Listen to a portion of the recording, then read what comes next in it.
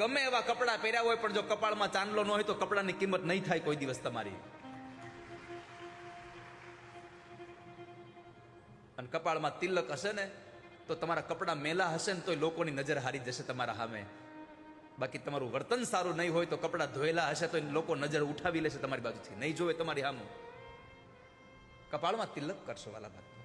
સનાતન ધર્મના આશ્રિતોને મારી વ્યાસપીઠ પ્રાર્થના કરે છે કે તમે જો હિન્દુ ધર્મને આમ ને આમ ટકાવી રાખવા માંગતા હો તો શસ્ત્રો લઈને નીકળવાની જરૂર નથી. બ્રાહ્મણો શાસ્ત્રો લઈને નીકળી પડ્યા છે, પણ સનાતન ધર્મના લોકો ખાલી કપાળમાં તિલક કરો અને માથામાં ચોટલી રાખો, પછી કોની તાકાત છે કે સનાતનની સામું જોઈ શકે? એકવાર તમે તિલક તો કરી જુઓ. પણ આપણે તિલક કરવા નથી, મંદિરોમાં ક્યારેય ઝાલર નગારા વગાડવા જવા નથી, કથાઓમાં જઈને કોઈ દી બેસવું નથી, અને પછી ગામના ચોરે બેહીને કેવું છે કે સનાતન ધર્મને હાનિ બહુ થાય છે. પેલી હાનિ તો તમે કરો છો.